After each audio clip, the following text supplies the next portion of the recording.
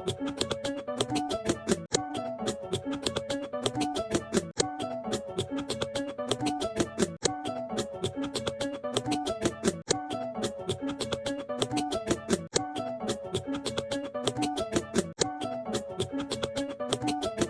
few moments later.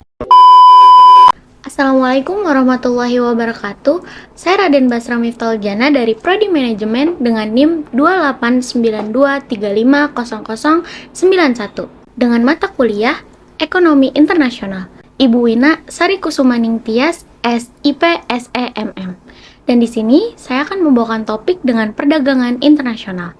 Teman-teman, pada dasarnya, perdagangan adalah kegiatan tukar-menukar barang dan jasa yang dilakukan atas dasar sukarela karena masing-masing pihak merasa mendapatkan manfaat. Kalau perdagangan dilakukan antar individu atau antar wilayah di dalam satu negara, kita sebut perdagangan dalam negeri. Tapi, ketika pertukaran itu terjadi antar negara, maka disebut perdagangan internasional. Perdagangan internasional sendiri muncul karena tidak ada satupun negara yang mampu memenuhi seluruh kebutuhannya sendiri. Ada negara yang kaya sumber daya alam tapi kurang dalam teknologi. Ada pula negara maju yang unggul di bidang industri tapi kekurangan bahan baku. Dan disinilah muncul hubungan saling membutuhkan dan saling menguntungkan antar negara tersebut. Mengapa sih negara harus berdagang? Karena tidak ada negara yang bisa memenuhi semua kebutuhannya sendiri. Perbedaan sumber daya alam dan iklim, perbedaan kemampuan produksi dan teknologi, keinginan memperluas pasar dan keuntungan, globalisasi membuat batas antar negara semakin tipis. Faktor-faktor pendorong perdagangan internasional sendiri itu ada 5. Yang pertama, adanya kebutuhan untuk memperoleh barang atau jasa yang tidak diproduksi sendiri. Contohnya, Indonesia mengimpor pesawat dan alat elektronik dari negara maju, sementara negara seperti Jepang mengimpor bahan baku industri dari negara tropis. Dan yang kedua, perbedaan kekayaan sumber daya alam.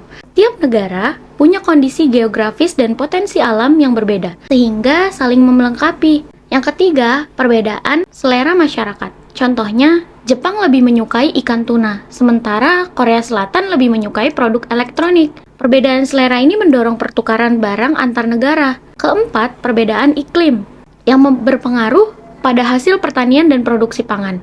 Negara tropis mengekspor kopi atau kelapa sawit, sedangkan negara beriklim dingin mengekspor gandum atau susu. Dan yang terakhir, yang kelima, keinginan memperluas pasar dan menambah keuntungan. Produsen ingin menjual lebih banyak produk ke luar negeri agar bisa berproduksi lebih efisien dan memperoleh laba lebih besar. Selain itu, ada juga faktor lain seperti kemampuan mengolah sumber daya, kerjasama politik, dan ekonomi antar negara, kemajuan teknologi, dan tentunya globalisasi yang membuat batas antar negara semakin tipis. Semua faktor ini membuat perdagangan internasional tersebut tumbuh sangat. Nah, selanjutnya di sini ada dampak terhadap pertumbuhan ekonomi. Perdagangan internasional itu punya dampak besar banget terhadap pertumbuhan ekonomi suatu negara. Ketika suatu negara mulai melakukan ekspor dan impor, kegiatan produksi dan konsumsi akan meningkat.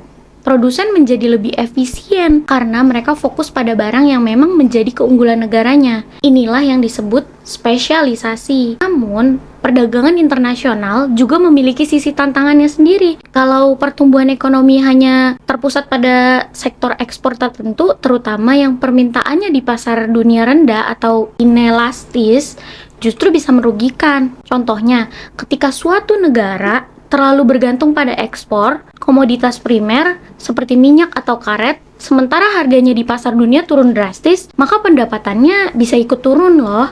Kondisi inilah yang disebut immiserizing growth, yaitu pertumbuhan ekonomi yang justru memiskinkan negara tersebut. Oleh karena itu, pemerintah perlu menerapkan prinsip kompensasi, yaitu memberikan dukungan atau kebijakan untuk menyeimbangkan dampak negatif bagi sektor yang dirugikan agar manfaat perdagangan tetap merata ke seluruh negara. Nah, dampak terhadap pertumbuhan ekonomi sendiri ada 4, yaitu produksi dan konsumsi meningkat, negara fokus pada keunggulan komparatif atau spesialisasi, tapi jika pertumbuhan hanya di sektor impor sendiri bisa menyebabkan immiserizing growth. Diperlukan prinsip kompensasi untuk menjaga keseimbangan ekonomi sendiri. Selanjutnya ada prinsip kompensasi. Bagaimana pengaruh perdagangan internasional terhadap kesejahteraan masyarakat? Secara umum, perdagangan internasional meningkatkan kesejahteraan total. Konsumen mendapat barang dengan harga lebih murah dan kualitas lebih baik pastinya.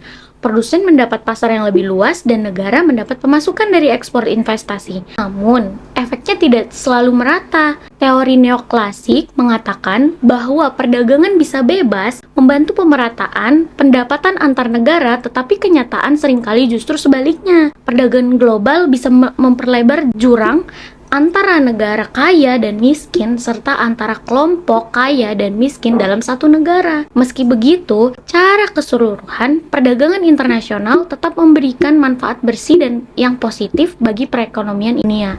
Yang penting adalah bagaimana kebijakan nasional diatur agar manfaatnya bisa dirasakan oleh seluruh lapisan masyarakat yang ada di dunia ini. Nah, prinsip kompensasi sendiri ada 3 ya teman-teman. Pihak yang dirugikan dari perdagangan perlu mendapatkan kompensasi melalui kebijakan subsidi, pelatihan, atau perlindungan industri lokal. Tujuannya agar manfaat perdagangan lebih merata. Manfaat dari perdagangan internasional sendiri ada konsumen, harga lebih murah. Untuk konsumen, harga lebih murah, pilihan lebih banyak. Produsen, pasar lebih luas, labanya meningkat. Tapi untuk pemerintah, peningkatan pendapatan harga. Dan tantangannya juga ada sendiri, yaitu bisa memperlebar kesenjangan ekonomi. Kesimpulannya dari presentasi saya, perdagangan internasional adalah proses pertukaran barang dan jasa antar negara yang didorong oleh perbedaan sumber, daya, kebutuhan, dan kemampuan produksi. Kegiatan ini membawa banyak manfaat seperti peningkatan efisiensi, perluasan pasar, dan peningkatan kesejahteraan. Namun, manfaat tersebut perlu diimbangi dengan kebijakan yang adil agar tidak menimbulkan ketimpangan ekonomi. Demikianlah presentasi dari saya. Semoga penjelasan ini bisa menambah pemahaman kita tentang bagaimana hubungan antar negara dalam bidang ekonomi bisa saling menguntungkan jika dikelola dengan baik. Terima kasih. Mohon maaf bila banyak salah kata. Wassalamualaikum warahmatullahi wabarakatuh.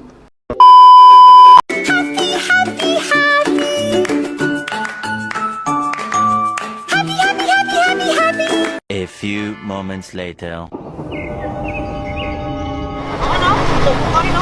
Ayo. Ada syuting ala syuting. Kita nih dekat. Jualan sayur, ayo sayur. Siang syuting apa?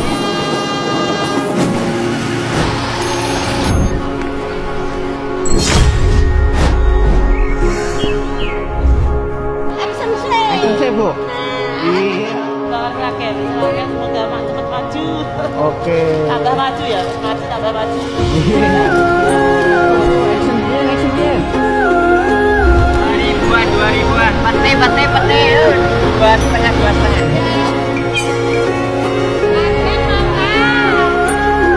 Jualan tulang gue kado orang tulang dulu.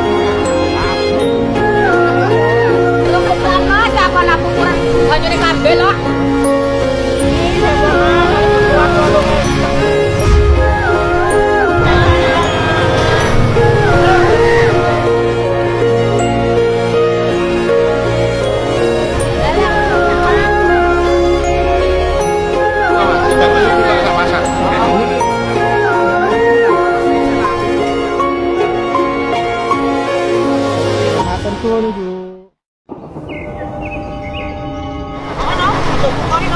Ayo.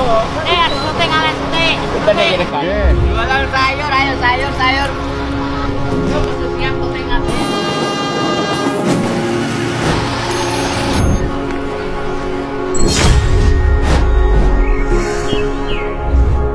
Action Saya Bu. Iya. Rakyat, semoga cepat maju. Oke. Tambah maju ya, tambah maju. Action game. 2000-an. Pete. Dua setengah.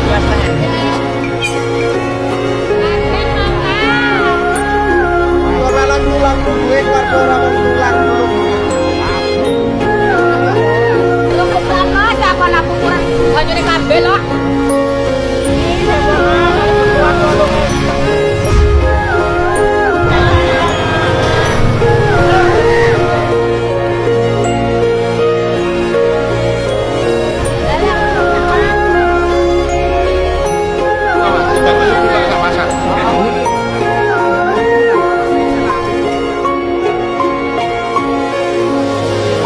Ayo.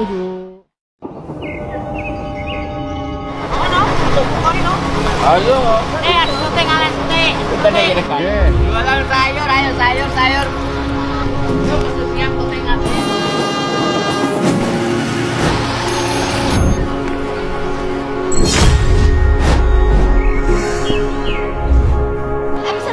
Action Bu. Keluarga semoga cepet maju. Oke. Tambah maju ya, tambah maju. Action dia. 2000-an. Peti. 2,5.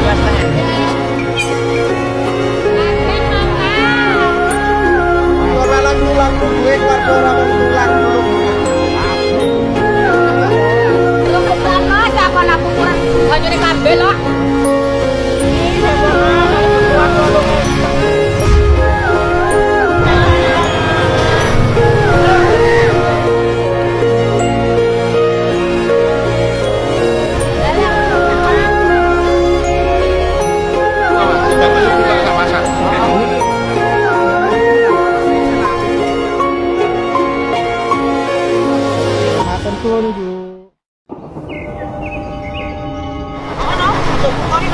Ayo.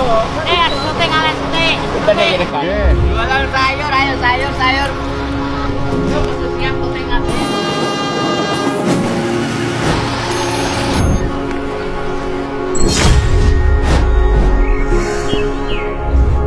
Action Bu.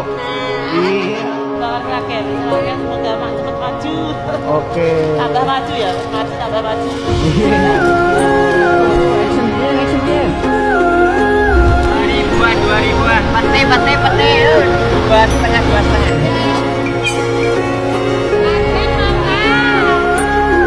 Ora lagu duit warga ora wong tulang dulu.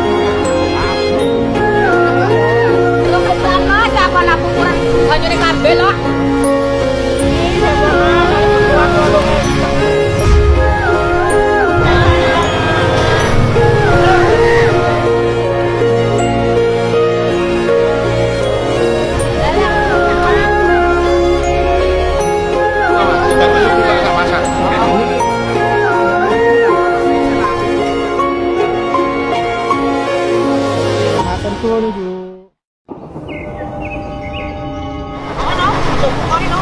Ayo. Syuting ale syuting. Jualan sayur, ayo sayur. Siap syuting ale.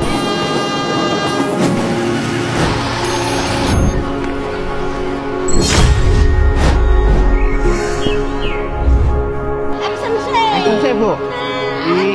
Keluarga semoga cepet maju. Oke. Tambah maju ya, tambah maju. Action dia. 2000-an. Peti. 2,5.